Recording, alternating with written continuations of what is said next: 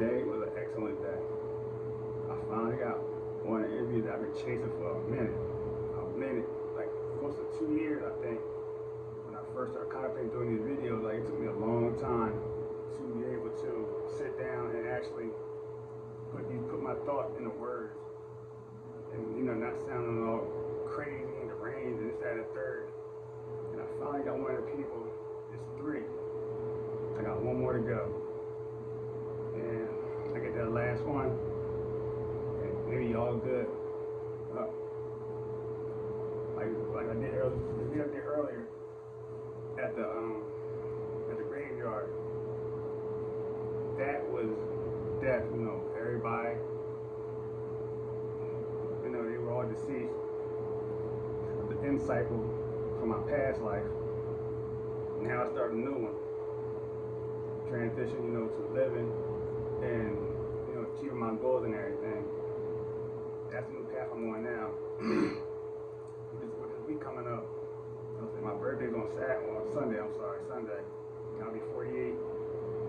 And when I was like, maybe 28, something like that, 27, 28, 20 years, I started, my tattoos.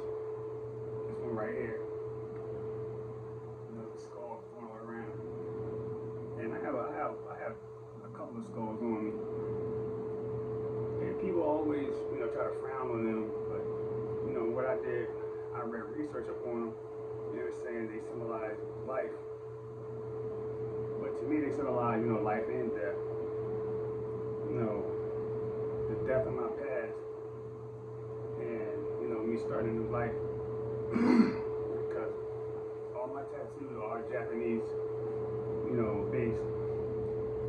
And it's been 20 years since I first started this journey with these tattoos. And I think it's time to conclude this, get everything filled in me. Because, it took me a long time to pick what I wanted for myself, because it's going to be me forever. And it has to and it has to mean something to me. It has to have a very deep connection to my life and everything that I've been through. And they're going to just transfer on to my future self. So me finishing them off is my life. So I tell people, I said, my tattoos are my life story, everything that I've been through, my adversities, my pain, all my everything I've experienced is, deep on my body. So it's not just a random tattoos, every last one of them means something, every last one of them means something, every last one of them. Because, I have a phoenix on my left leg, and I have a koi fish on my right leg. They say, Phoenix means rebirth. And that's how I feel every day I step out of bed. I feel, it's like I'm being reborn all over again. Because that's how I was, after the shooting incident, when we survived that. I'm being reborn. And right now, every year, on my anniversary, I consider my birthday. That's how I look at it, because I was reborn from that, from that incident. It took me just starting like a little kid all over again. I had to learn everything all over again. I had to become a new person. I couldn't be the old person I was. I had to be somebody, totally different.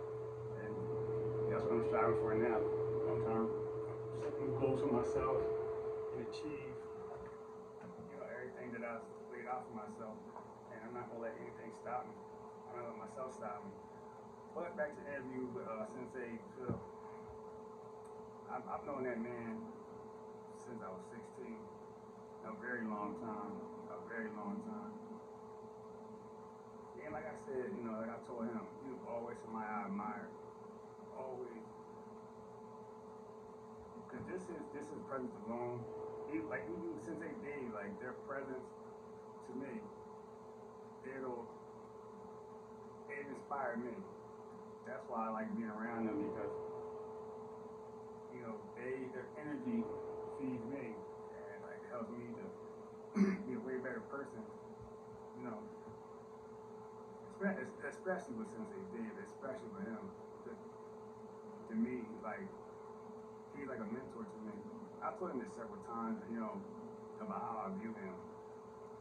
and how like talk, like I could sit down and talk to him for hours, hours. You know what I'm saying? Like that was just like what Sensei feel like. We were sitting down talking, and time just went by so fast. I didn't even realize how much time went by. I was there for like close to 5 hours. It didn't feel like I was there for like an hour or two. But when you in somebody's presence like that, time doesn't mean anything because you learn so much from them, their knowledge and everything, their experiences through life.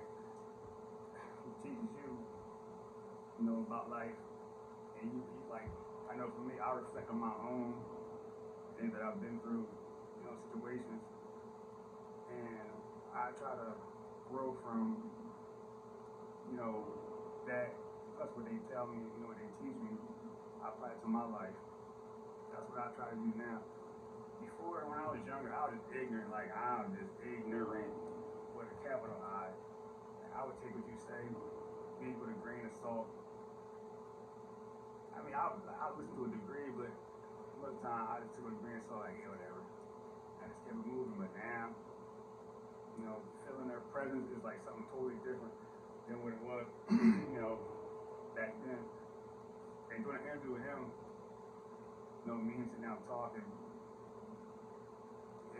Like I just like I still got more to do. I still have more questions for him. That's a continuation. Like we did 3 videos, like an hour total. So I can get more out of him. Like just like what Sensei did. There's so much more I want to do with him too. I want to talk to him. And like what's crazy is like when I came to that cemetery, something just told me go over there and see if he was there. And sure enough, he was there. Like it just happened like that. Like I've been trying to contact this man, go get a hold of him, track him down for the better part of a year and a half, trying to get up with him, because he's a very busy person. Like I don't want him to hear what he's doing, so for this, and it just happened like that today. It was just so crazy how that just came together like that. And he was talking to me, and he telling me like, oh, I said, I haven't trained. I've been exercising, like not training like I used to. And that's like every time I see him, he asked me that, or since he did ask me. Like right now, I'm thinking to myself, I've been thinking this too for like the past maybe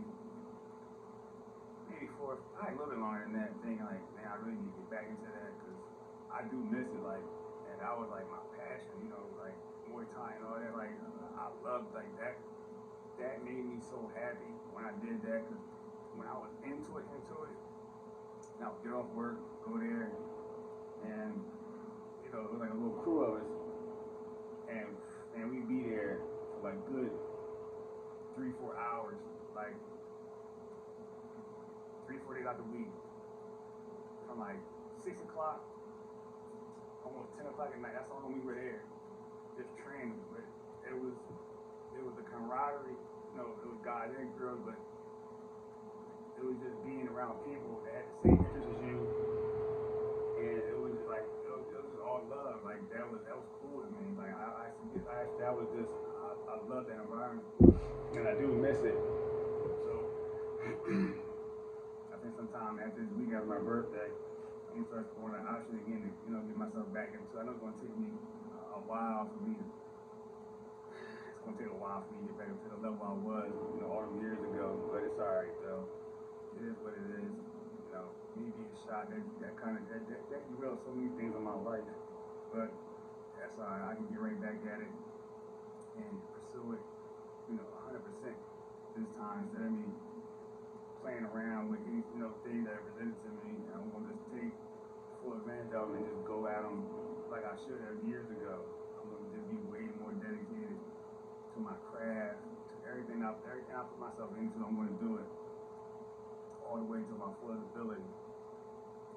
Before I would do stuff like I would not, I guess, half-ass it, but I was still good at it. Like whenever I did something like that, going to see them grades today, like that was crazy. Even my cousin, I was talking to my cousin earlier, her brother. His sister. He passed away. His sister, we was talking. She was telling me, like, she was happy, I gave him a tribute. And it's like, she was like, oh, you got trusted. Yeah, I got choked up, like, that was my man. Of course, like, that was somebody close to me. You just up and die. Of course, it's gonna affect me way more. Somebody I was close to is gonna affect me. People that didn't care nothing about me. Like, that was my homie. And now he's gone. And like I said earlier, there's so many of them over there that's gone. Like I said, I don't know where their graves are because there's so many of them over there. So many. I just like walk around the whole place trying to find their gravestones, but you see just right that little area, there was like 6, 7 of them. So just imagine, it was 19 of them, only 2 left. Cousins. So the majority of them were buried over there. Majority. So no, I don't want no parts of none of that. I don't want to be as far from that as I can. I got to go and live my life to the fullest to my extent, be fullest, but overall, yeah, today was a real good day, catching up with him, finally, and doing something that I've been, wanting to do for a long time. That felt really good to do that. It's just telling me that, I just need to stick with what I'm sticking with, and just push myself forward. Don't let nothing or nobody distract me. Like, nothing or nobody. If I got goals, nobody gonna conquer but me. Nobody gonna hold my hand, anything like that. That was my dad's problem. He had too many people hold his hand. They weren't pushing. They were just kind of just like how you do a little kid, just hold their hand. Oh, come on, but you're not really pushing them, to do better. That's what they were doing to a grown man. They were just babying him. Come stay over here. You sleeping out in the basement, bring your kids. But they didn't want anything better for him. They want anything. I don't know how his mindset was, but I seen how they treated him, and they treated us like second-class citizens. Yeah, I'm not. That's not gonna be my story at all. I got my own things I want to do, and I'm going to pursue to the fullest. That's why this week I'm going to be, make some changes, a lot. Like, don't never let nobody tell you what you can't do. Like, if you think, if I can turn my life around, believe me, unless you got some kind of ailment, when you're sick, or it's something like it's just something beyond your control, where you can't, make the proper adjustment to your life. But if you healthy, willing, able, nobody can stop you but you. Nobody can stop you but you. Nobody. I don't care who, the people around you, whoever, your girlfriend, your husband, whoever it is. This goes for anybody, man, woman, anybody. Like, if people around you, if they're not trying to move accordingly and help you become a better person, you don't need them. Like, I don't care how long you do something. You do something like 20 years. If they're not trying to make you a better person, or vice versa, you need to separate and go, and go find your own happiness. It's not wrong with starting over. It's not wrong with it at all. Believe me, it's not. I started over several times. I started over.